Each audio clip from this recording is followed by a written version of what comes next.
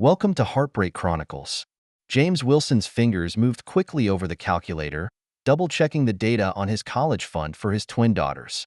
The office building is long gone, but he is still surrounded by spreadsheets and financial projections.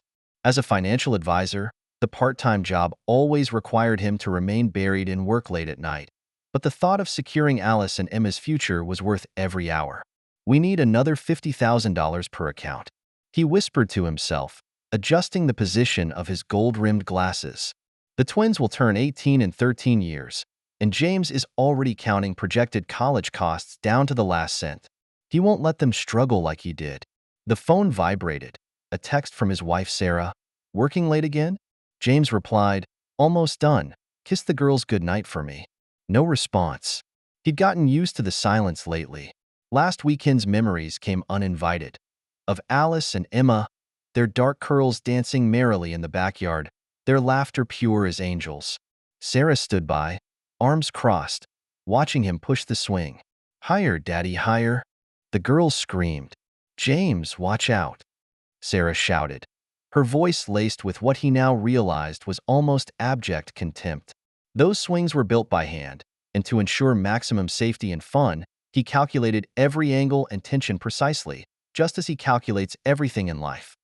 Mortgage payments, investment portfolio, retirement plan, building stability brick by brick.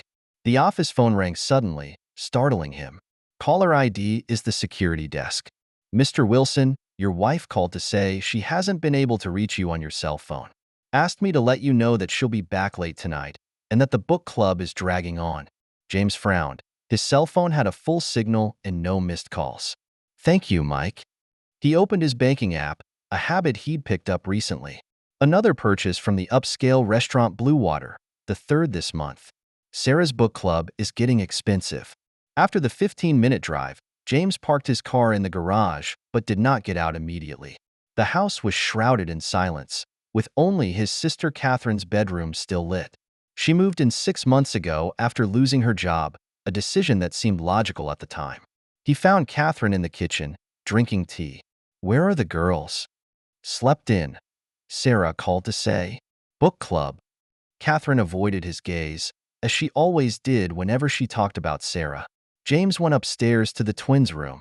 Alice and Emma curled up together as usual, sleeping in Alice's bed, similar faces relaxing in their sleep. He caressed their curly black hair, a trait everyone said he inherited from his mother, though his memories of her were fuzzy. "I will give you everything I never had," he promised softly. His home office was just as he had left it in the morning. James is an extremely meticulous person. Files are organized by category and date. Books are arranged alphabetically. Pins are perfectly parallel. He sat down at his desk and opened his laptop. Traffic camera footage loads slowly. He gained access through a civil engineering firm connection, claiming he needed to study traffic patterns for a new project. Another calculation, another rationalization lie. 9:47 p.m., Sarah's red BMW turns not in the direction of the library, but toward the wealthy neighborhoods of the city. His cell phone vibrated again. This time Sarah had forgotten to change the number. "I'll be home late. Don't wait up for me." The book club is very involved in the discussion. James switches to another camera, aimed at the Blue Water restaurant parking lot. Sarah's BMW was parked next to a black Mercedes that belonged to a man he knew as William Sanders, a real estate developer and a regular at local charity events. They met last year at a fundraiser. He opened his email and pulled up the DNA test he'd received this morning. Samples of the twins were easy to obtain, requiring only a few hairs from their combs. His own sample processing took much longer. 99.9% probability of showing no affinity. Numbers never lie, ever. James closed his laptop and walked to the window. From here you can see the college savings ledger on the desk, the family photos on the wall, the life he built with mathematical precision. All of this is based on a faulty equation. His cell phone vibrated for the last time. Catherine left her cell phone downstairs, unlocked. The message alert lights up. He thinks he's such a great father, working 2 jobs to save for their college fund. "The twins are yours, and his sister helped me hide it." The time shows 11:42 p.m., and the recipient is William Sanders. James gently put down his cell phone. Something moved in his chest, not shattering, but hardening, crystallizing into something new. He opens a new spreadsheet and starts typing. Asset accounts, properties. This is the basis for a different calculation. In their room, the twins are still asleep, oblivious to the fact that their father has died tonight. In its place is some kind of different being, the designer of a different future. His fingers moved across the keyboard, no longer concerned with the university fund, the numbers now serving a new purpose. Not to create, but to destroy. Not to protect, but to avenge. Outside, Sarah's BMW pulls into the driveway, heels making a crisp sound on the ground as the key turns the door lock. James continued to type, his face illuminated by the cold light of the screen. The equation has changed, but the precision remains. He will solve this problem as he solves all problems, with absolute, unwavering efficiency. The office door opened and Sarah stood there, her lipstick slightly smudged, her book club outfit carefully organized. "You're still awake?" she asked. James looked at his wife, not the mother of his children, the guardian of past and present betrayals. He smiled, and that smile made her take an involuntary step back. "Just finishing up some calculations," he said, turning back to the spreadsheet, already plotting the coordinates of her destruction. Behind him, Sarah gently closed the door, unaware that she had just witnessed her husband's last ounce of mercy. That night, Sarah slept heavily while James lay awake, his mind racing with new equations. Variables move in alignment. Bank accounts, real estate deeds, offshore holdings, every number is a weapon. Every calculation a step to destruction. The James who built swings and saved for his college fund is gone, replaced by a man who will tear down everything he's built just to make sure the people who betrayed him will suffocate under the rubble. On Thanksgiving morning, the congregation gathered at the table. When everything seemed perfect, James stood up. "I'd like to say a few words." He removes a folder from under his chair and begins to show the evidence one by one. DNA test reports, credit card bills, surveillance photos. "These prove that my wife had an affair with William Sanders. These prove that the twins are not my biological children. These..." He puts down the transcript of Catherine's text messages, "proves that my sister helped hide that fact for 5 years." The restaurant fell into dead silence. Sarah went pale. William's wife got up too quickly. The red wine glass tipped over, and the dark red liquid spread like blood across the white tablecloth. "I've filed for divorce," James continued, his voice steady, "and I've reported Mr. Sanders to the Securities and Exchange Commission for financial fraud. As for you, Catherine, unless you leave this house tonight, your part in this betrayal will be made public." He turned to Sarah, who was still sitting stiffly in her chair. "The ruins of what you did will haunt you forever, just as they will haunt me." Chaos erupted. The guests scurry away. William's wife makes hysterical accusations, and Sarah tries to say something but is stopped by a look from James that makes her instinctively cower. "Out," he said calmly, "all of them." Catherine runs upstairs in tears. William pulls Sarah away, their usual caution forgotten in the panic. Within minutes, the house is empty, leaving James alone at the vandalized dinner table, surrounded by evidence of betrayal and his carefully calculated plan for revenge. Before the mess of Thanksgiving dinner can be cleaned up, James begins his plan to disappear. Early the next morning, his legal team sent legal documents to both Sarah and William.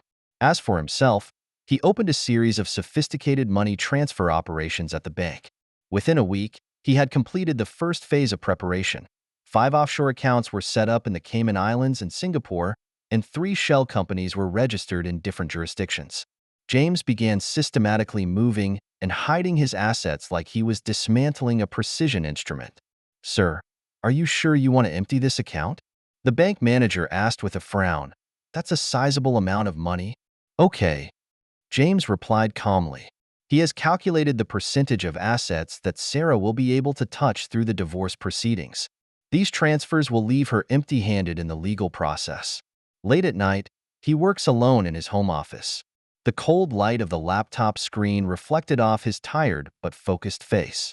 The screen displays a complex table of every project, every questionable transaction in Williams' real estate empire. Investigating these took him 2 full weeks, but the results were satisfactory. Business empires are like dominoes, he said to himself, if you find the right fulcrum. In the third week, James began to liquidate his portfolio. Each transaction is carefully structured to ensure that it does not attract the attention of regulators. He sets up a trust fund to ensure that the twins' future is secured and that Sarah can't touch the money. The phone rang with the 108th message from Catherine. Please talk to me. Delete. Another one. I know I'm doing it wrong, but delete. In week 4, James finds himself browsing a private island for sale. Located in the South Pacific Ocean, away from shipping routes, with ready-built facilities. The price was daunting, but his calculations showed it was the perfect base. Confirm purchase, he said into the phone. Later that night, Sarah finally worked up the courage to come to his office. Those accounts, her voice trembled, are empty. James continued to stare at the computer screen. Just like our marriage. You can't. I can, and I did. He finally turned around. Just like you can lie for 5 years. The next month, James began a larger operation. The private investigator he hires brings in a thick file of every suspicious transaction William has made in the last 10 years. At the same time, he began building his own technical team, recruiting top programmers and systems analysts. The AI system you need, the technical director reported in a video conference, can be initially developed in 6 months. Speed it up, James replied. I want to see a prototype in 3 months. As the third month drew to a close, James completed his final preparations. He stood in the empty home office and looked around. The photos on the walls, the books on the shelves, the papers in the filing cabinets, all carefully categorized and packed. There was only one thing left behind. The picture frame he had handmade with a picture of the twins laughing on the swing. Goodbye, my girls, he said softly, putting the picture frame in his bag. And then James Wilson just disappeared. There was no dramatic goodbye, no final confrontation. It was as clean as a precisely calculated result. 10 years later, a news story exploded in business circles. Phoenix Industries was about to build a 70-story headquarters building downtown. The sudden rise of this tech company has shocked the industry with its revolutionary AI technology and urban planning solutions. Its CEO, an enigmatic figure, is said to possess an extremely keen business eye and extraordinary technological insight. William stood in his office and looked across the street at the Phoenix building, which was under construction. His company had recently suffered a series of setbacks. Important projects had been inexplicably aborted. Investors had suddenly withdrawn their capital, and banks had begun to tighten credit. This can't just be a coincidence, he growled into the phone. Someone must be up to something. Phoenix Industries' rise to prominence has been eye-popping. Each of its projects precisely hits the pain point of urban development, and each of its technological innovations leads the industry trend. What's even more disturbing is that these projects are always in some sort of bizarre competition with William's real estate empire. That Tuesday morning, William received an unexpected invitation. The CEO of Phoenix Industries wanted to meet with him. In the conference room, William stared at the figure in the holographic projection, his heart nearly stopping. The man was completely different, though. Stronger, more composed, with a certain dangerous grace. But those eyes, that calculating look, he could never mistake. James. Mr. Wilson is dead, the man in the holographic projection said, with icy humor in his voice, just as your business empire will soon be. At the same moment, Sarah was going through the latest photos sent by the twins. Alice and Emma are now interns at Phoenix Industries, where they have inherited James' analytical mind and are making a name for themselves in the company's R&D department. Every attempt to contact her daughters over the years was denied. We know the truth, Alice said coldly on the last call, and we're choosing to be on Dad's side. Sarah put down the photo and looked out the window at the rising Phoenix building. She finally realizes that they've been living in James' calculations for the past 10 years, and now the endgame has begun. The third basement level of the Phoenix building is an existence that few people know about. In this heavily monitored space, hundreds of servers run day and night, supporting a vast network of surveillance. The black cabinets are neatly arranged, the blue indicator lights are constantly flashing, and the hum of the cooling system forms a never-ending soundtrack. James stands in front of a surveillance wall made up of dozens of high-definition screens that weave the life of the entire city into a digital tapestry. Each screen displays a different stream of data: surveillance footage, social media updates, financial transaction records, communication records. The system was the culmination of his efforts over the past decade, a perfect digital cage. Sir, anomalous behavior report on Target A. The AI system reports in a calm, synthesized voice. Sarah Wilson made her sixth attempt to contact the twins in the last 48 hours, using a new unregistered number. Her mood analysis shows a 40% increase in anxiety levels and a 60% decrease in social media activity. Block the new number, James ordered briefly, while beefing up the social media filtering algorithms.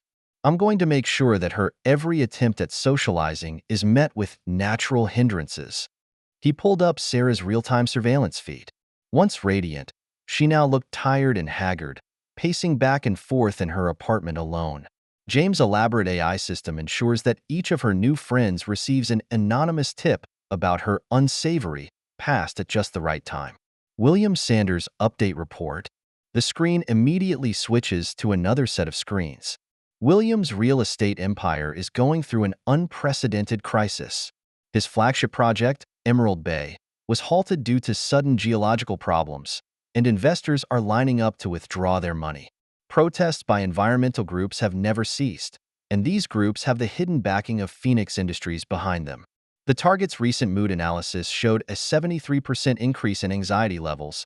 The AI went on to report a 126% increase in alcohol consumption and an 89% increase in the frequency of sleeping pill use.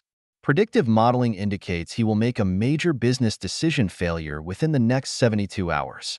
His assistant reported that he began experiencing mild paranoid symptoms that the office was being bugged. James sneered, "His paranoia will soon become reality. Keep tightening the financial pressure, and I'm going to see every business decision he makes turn into a shovel digging his own grave." The elevator doors slid open silently, and Alice and Emma stepped into the control room. The twins have perfectly inherited their father's talent for turning precision and calculation into an art. Their presence added a touch of life to the cold underground space, but the gleam in their eyes was the same as their father's: calm, precise, and uncompromising. "Dad, the test results of the new prediction algorithm are in," Alice said, turning on her holographic projection display. The accuracy has increased from 93.6% to 97.3%. "We optimized the sentiment analysis module and can now predict the target's behavioral patterns more accurately." "Very well." James turned to face his daughters, a glint of pride in his eyes. "Detail your improvements." Emma took over the topic. "We added a deep learning module to the original behavioral pattern analysis. The system is now able to predict a target's mental state by analyzing their micro-expressions, voice changes, and even typing rhythms."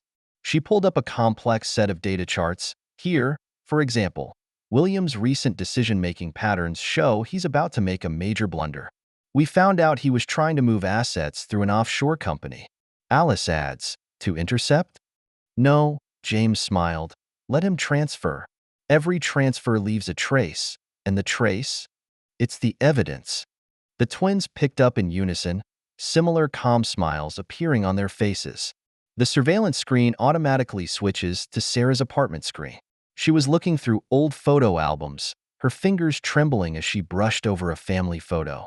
Tears dripped onto the photo, and the AI system faithfully recorded the scene as new data for sentiment analysis. "Do you hate her?" Alice asked suddenly, her gaze fixed on the side of her father's face. "Hate?" James was thoughtful. "No. Hate is an emotion, and emotions cloud judgment. I'm more of a believer in calculations. Betrayal is like a math equation, and every betrayal has its price. I'm just making sure the equation is solved." Emma points to another screen. Catherine's at the Phoenix building again. It's the third time this week. She looks even more haggard than last time. Catherine is shown pacing back and forth in the lobby with dark circles under her eyes, clearly lacking sleep. Since being fired, she's been trying to find a new job, but Phoenix's influence has ensured that every interview she's had has ended in failure. "Have security continue with the program," James said calmly. her punishment is not over. The price of betrayal isn't just losing your job, it's realizing what you've lost forever. Suddenly, the AI system issued a high-priority alert. William Sanders has been detected attempting to access the Phoenix system. Attack pattern analysis shows the involvement of a team of professional hackers. Multiple IP addresses from Eastern Europe identified. Open the firewall log. James commands. Multiple screens light up at the same time, showing complex code flows and attack pattern analysis. Let us handle it, Alice said as she and Emma immediately took their separate positions and began to work quickly on their respective workstations. The twins' demonstrated talent for cybersecurity convinced James that they had indeed inherited his genes, no matter what the DNA test said. Interesting, Emma commented. They're using the latest zero-day exploit. Williams put his money where his mouth is this time, and this hacking team is pretty good. Want to counter it straight away? James leaned over the console, admiring his daughters. Leave a back door open for them. Let them think they've succeeded and then implanting our evidence as they download the data. Alice picked up, fingers flipping over the keyboard. Like a Trojan horse. They'll take their incriminating evidence back with them. Precise. James nodded approvingly. Remember, the best traps are not the ones that keep prey out, but the ones that make them walk in of their own accord, but can't leave. The atmosphere in the monitoring center suddenly became tense and focused. Williams' team of hackers managed to break through the surface firewall, as they expected, and began downloading files they believed to be Phoenix trade secrets. The documents were carefully prepared and contained enough evidence to see William through the rest of his life in federal court. Download progress 95%. AI reports, target is returning data. Tracking program has been initiated and is logging all communication nodes. Prepare the media kit, James ordered. Once they've finished downloading, start the clock. In 48 hours, let the accidental leaks of this evidence begin. When the action was over, Alice and Emma looked at each other with cool smiles on their fatherly faces. Perfectly executed. A few hours later, William began receiving numerous emergency calls. Instead of getting Phoenix's trade secrets, his hacking operation unwittingly brings back evidence of his own crimes. Immediately after the stock market opened, his company's shares plummeted. Meanwhile, Sarah finds her credit cards frozen again for no apparent reason and inexplicable anomalies in her bank account. This is not the first time that similar technical glitches have been plaguing her life for the past few months. Whenever she establishes a new social relationship, the other person will always somehow alienate her. None of this is a coincidence, she muttered to herself to the empty apartment, her voice trembling. He's watching us all the time. In the surveillance room, James turned off that screen. That's the end of today's lesson, he said to the twins. What did you learn from it? Precision. Alice replied, every action must be perfectly calculated. Patience. Emma added, the deadliest blows often require the longest lead times. Very well. James nodded in satisfaction. Revenge is not a moment of anger, but a precise process. Like programming, every step must be calculated, every variable controlled. He turned to the screen showing the plummeting stock price of Williams. Watch, this is just the beginning. When a carefully constructed system begins to collapse, the chain reaction will destroy everything. That is the power you will inherit, not violence, but the art of calculation. The twins nodded seriously. They had fully understood their father's teachings and had inherited his gifts. In their eyes, this underground control room is not just a command center for revenge, but a special school that teaches them how to use precision and calculation to control the world. James stood at the center of his digital empire, watching the giant web of data, algorithms, and surveillance that was slowly strangling his enemies into submission. This was no mere revenge, but a perfect mathematical maneuver, with every step precisely calculated and every result expected. And that is just the beginning. At 2:47 a.m., the security system at the Phoenix building suddenly lit up with a red alert. James is in his private office reviewing the latest technical reports when the screen immediately switches to a security feed. Intruders have entered the underground parking garage, the AI system reported, biometrics confirmed. Sarah Wilson and William Sanders. Infrared imaging shows they are armed. James gently put down the coffee cup in his hand. Interesting. Desperation has finally gotten the best of them. He opened the comm channel. All security in position. Remember, I want them alive. Let's see what gives them that courage. Surveillance footage shows Sarah and William attempting to enter the building through the service entrance. Their movements appeared panicked and desperate, in stark contrast to their usual elegant image. William's company was on the verge of bankruptcy, and its last assets were frozen by the court today. All of Sarah's credit cards were deactivated, and her social circle completely collapsed. They're approaching the third security gate. The AI alerted. Want to intercept now? Wait a little longer, James said, looking at the screen as if observing an interesting experiment. Let them advance a little more. I want to know where their limits are. The twins walked quickly out of the elevator to their father's side. They really carry guns? Emma asked, disbelief in her voice. It looks like your mother and her lover have finally given up all pretense. James said, that's just the final piece of the puzzle we need. Suddenly, a sharp alarm came over the security channel. The target has broken through to the fourth floor. They're holding a security guard hostage. Execute option B, James ordered calmly. Don't let them hurt the hostages.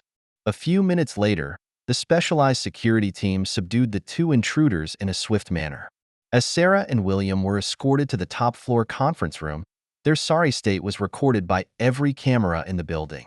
The conference room was brightly lit, with a night view of the entire city outside the huge floor-to-ceiling windows. Sarah and William were firmly pressed into chairs at either end of the conference table, with James' silhouette appearing in a holographic projection in front of them. "Welcome," said the holographic projection. "I thought you'd be more sensible." "You coward," William roared as he struggled. "Come out and meet us if you can. Why take the risk?" There was sarcasm in James' voice. "Let's see the consequences of your reckless behavior this time." The huge screen lit up and began to show the full video of them breaking into the building. "Breaking into a house with a gun and taking hostages," James said as he played it. "That alone is enough to put you all in jail for a long time. You ruined everything for us." Sarah screamed. "No," James corrected. "You guys ruined everything for me, and I'm just returning the favor in the same way. But wait, there's more." The screen switches to a series of documents and recordings. "William, you might be interested in these." The screen showed detailed financial records, every illegal transaction you've made, every bribe you've paid, every money laundering account. I've recorded them all. William's face turned pale. "This can't be." For someone who's good with numbers, tracking your criminal records is as easy as doing elementary math. James said, "Sarah, you have your own proprietary file, too." New footage emerges showing every deception, every lie Sarah has told over the last 10 years. "You think you're smart," James continued, "but you're just too full of yourself." At that moment, the door to the conference room opened and FBI agents walked in. "The cooperation of Phoenix Industries is greatly appreciated," said the lead agent. "This evidence has been invaluable to our investigation." "It's a setup," William roared, but it was too late. The agents began to read their rights. Just as Sarah is about to be taken away, Catherine suddenly appears in the doorway. 10 years of guilt and torment had left visible marks on her face. "James," her voice quivered, "I know it's probably too late to apologize." The holographic projection turned to her. "You're right, it is indeed too late to apologize. But you're not like them." "What do you mean?" Catherine asked. "You recognized your mistakes and took the consequences." James said, "Instead of trying to excuse yourself, you've been atoning for your sins these past 10 years." The lights in the conference room suddenly became soft. James' hologram approached Catherine. "I have a position open at the Phoenix Research Center for a new educational program. Perhaps you'd like to give it a try?" Catherine looked incredulously at the image of her brother. "You're willing to give me a chance?" "No," James corrected. "You earned this. Revenge and punishment are not the goal. Change is." When federal agents took Sarah and William, the entire process was recorded by every camera in the Phoenix building. The next day's news headlines would cover the break-in and the series of business crimes that were revealed along with it.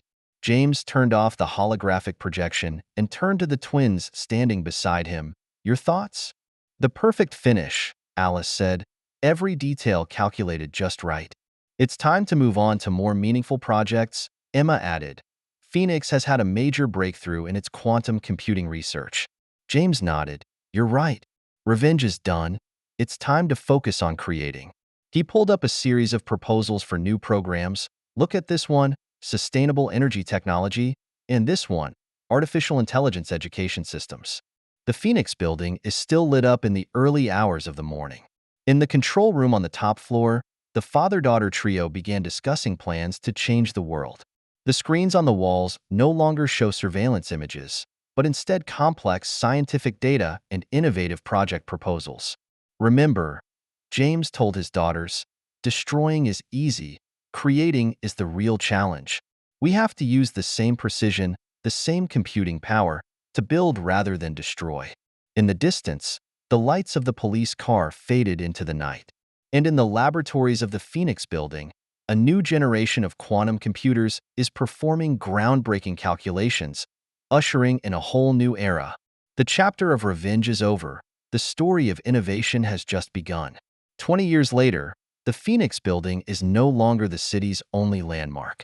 On the surface of the moon, the giant Phoenix logo adorns the dome of mankind's first permanent lunar base. On Mars, the company's rover is being prepared for the first colony. And here on Earth, Phoenix's quantum network connects thousands of research centers around the world. James stood in his private observation room overlooking the city through the smart glass. The financial advisor obsessed with revenge has long since transformed into a global leader in technology innovation. His hair was gray, but those calculating eyes were still sharp. Father, Alice's hologram appeared in the center of the room. The quantum communication system at the moon base has been operating steadily for a month now. Efficiency is 32% higher than expected. Good, James nodded. How's it going with Emma? New holograms join the conversation. Emma is in the control room of the Mars outpost. The construction of the first ecodome is ahead of schedule. Our AI building system is fully adapted to the Martian environment. The twins, who now serve as technical director and director of operations for Phoenix Industries, respectively, have taken their father's innovative spirit to new heights. They have not only inherited his analytical mind, but have developed a vision of their own. By the way, Alice said, my son Robert cracked a new algorithm for quantum encryption today. He's only 10 years old. James gave a rare smile. His grandchildren have shown amazing talent, perhaps even more so than their mothers. Robert is obsessed with cryptography, while Emma's daughter, Linda, has shown exceptional talent in the field of artificial intelligence. Sir, the AI management system suddenly inserted. The prison system sent a notification. Sarah Wilson will be released in 1 week. The atmosphere in the room froze slightly. 20 years in prison had completely changed the once elegant woman. Regular monitoring reports showed that she had become old and gaunt, and all her social relationships had slowly disintegrated over the years. She recently tried to contact the twins again.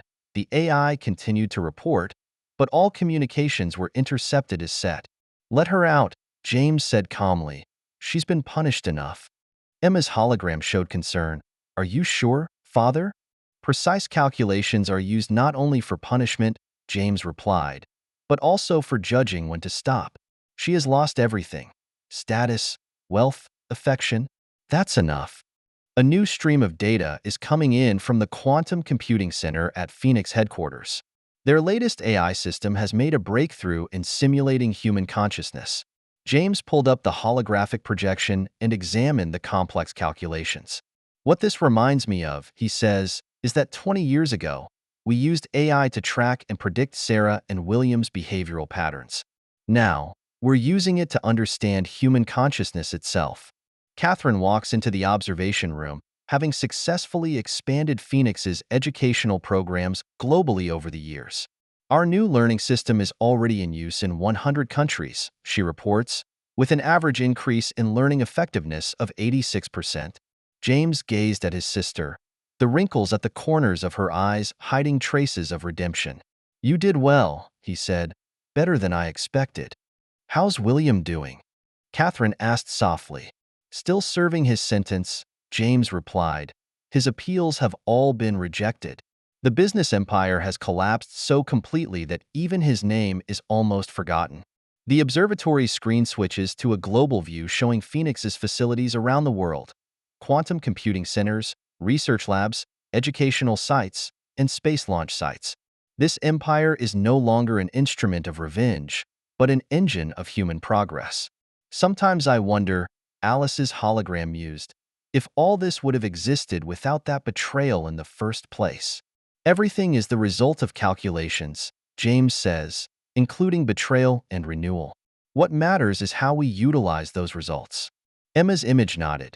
It's like quantum computing, extracting order from chaos and creating new possibilities from destruction.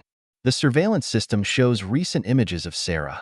She worked in the prison library, organizing the shelves alone. The once shining beauty had been eroded by time and remorse, but her movements still retained a certain dignity. You know, James told his daughters, the real victory is not destroying your enemies, but surpassing them. Look at what we're accomplishing now. We're changing the future of humanity. In the distance, Linda and Robert are training in quantum programming in the teen lab at Phoenix. These new generations of innovators are oblivious to the grudges of the past. They see only the infinite possibilities of the future. Sir, the AI system inserted. The latest data is coming in from the Martian outpost. The first plants have been successfully grown in Martian soil. James pulled up the detailed report and carefully analyzed every data point. This is a historic breakthrough, marking the first real step towards interstellar colonization by mankind. You know what's ironic? He said to everyone in the room, I wonder how Sarah and William would feel if they knew that their betrayal had culminated in this. Catherine gave an understanding smile. Fate is always surprising. No, James corrected. Fate can be calculated as well. It's just that sometimes the outcome is more than initially expected. The lights in the observatory softly changed to match the sunset brought about by the rotation of the Earth. 20 years ago, standing here was a man seeking revenge. Standing here now is a world-changing innovator. Father, Alice said, I had a reporter ask me yesterday, what's next for Phoenix? Tell them, James looked up at the rising stars, that our goal is infinity. Like the superposition of quantum states, there are countless possibilities. We've only begun to explore one of them. As night falls, the quantum computing center in the Phoenix building remains operational.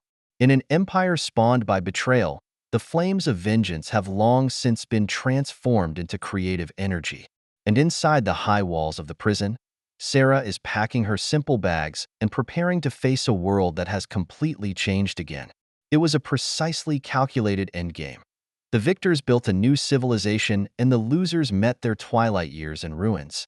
But most of all, this story proves that sometimes the darkest betrayal can give rise to the brightest future. That's the end of today's story. For more captivating tales, hit subscribe and never miss an episode.